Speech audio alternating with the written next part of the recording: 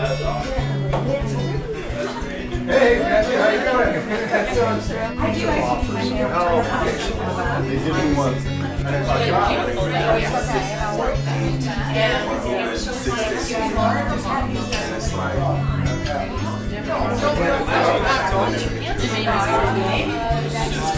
Not Carole, a bunch about. Thank you, Carole.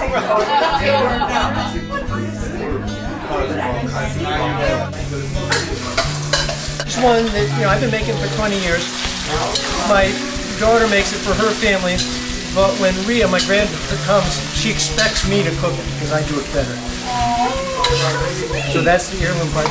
Every time she comes, gotta have ants. Ants climb a tree. Yeah, cellophane noodles.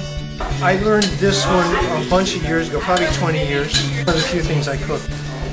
So the idea is that all I'm doing is heating it up. Once the noodles are a little bit warm, a cup of water, and a lot of scallion. Mrs. Cheng's Chinese cookbook. Oh boy. And this is Szechuan, and it's pretty spicy. And it's just going to steam for like a minute and a half, 2 minutes, and then we're going to read it.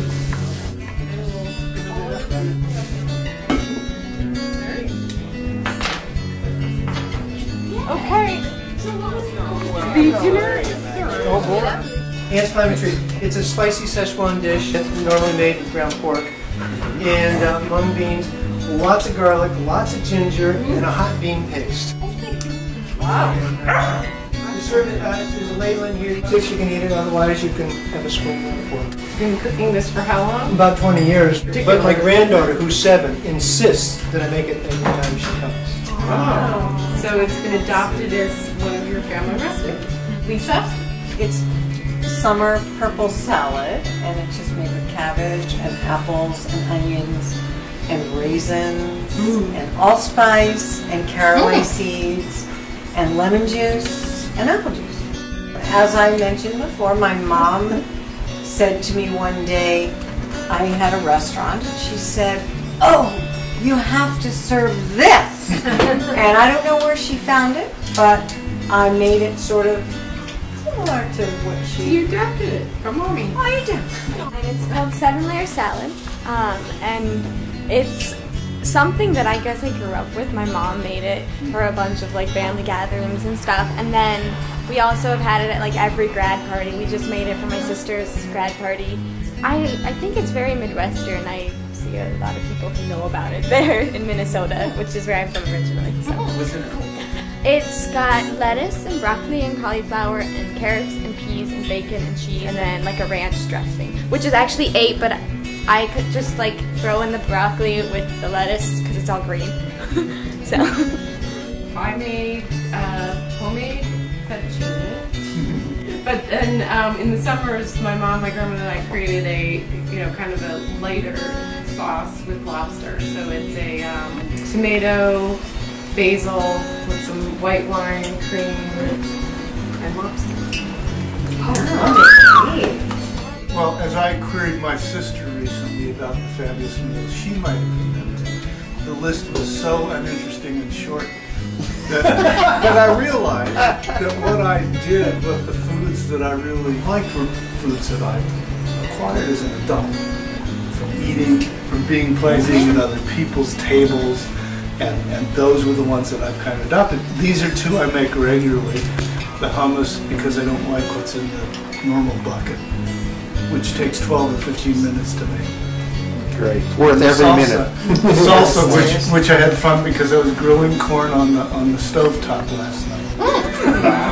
which is a little bit cumbersome, but it works. Cool. So, and I'm delinquent in providing the recipes, but they will.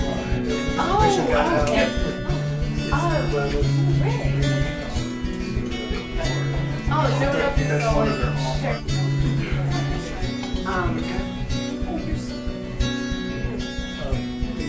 Of course. Photograph. Whoa. dinner of champions.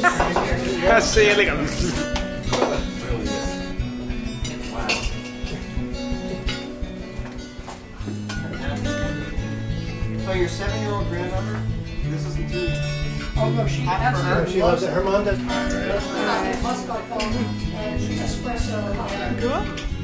It's good. The noodles are great. Yeah. But I love it. That's fun. Who makes it? So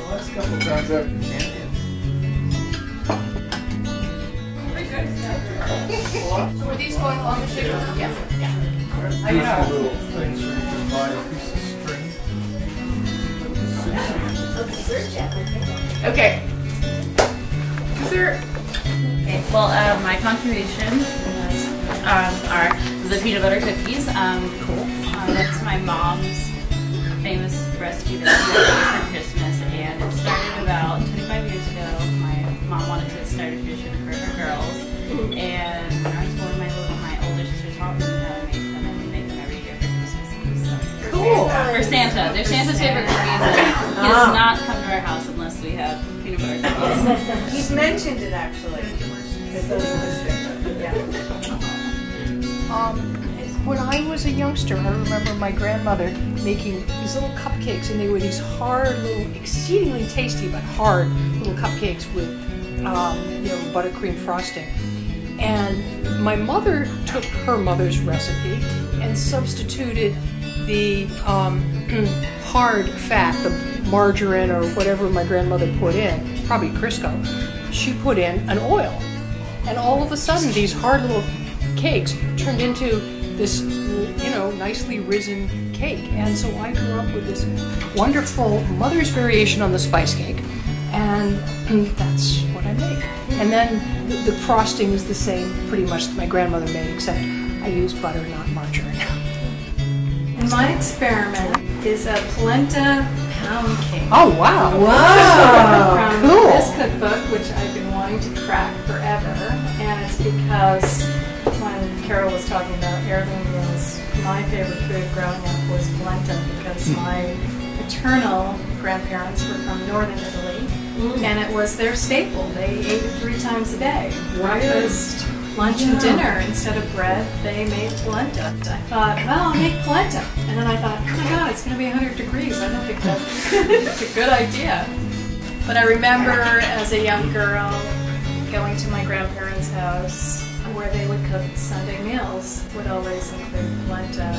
My grandmother was about 4 foot, 10 or 11. And she had a little stool in front of the stove, and she would put me in front of her, and she would be stirring the polenta, which is cornmeal, and you could either use milk or water or chicken stock. It depended on what she was cooking. It took a long time to stir it, and she would say, "Pazienza, pazienza." To stay, very patient person waiting for the polenta. Well, what's your favorite? Chocolate sorbet and pistachio.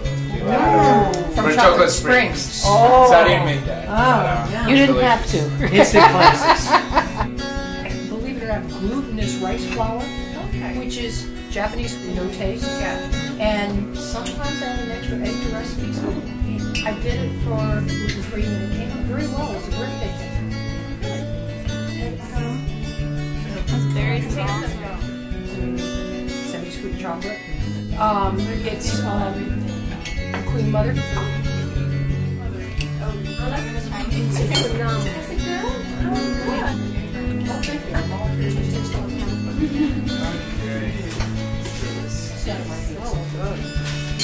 Stop.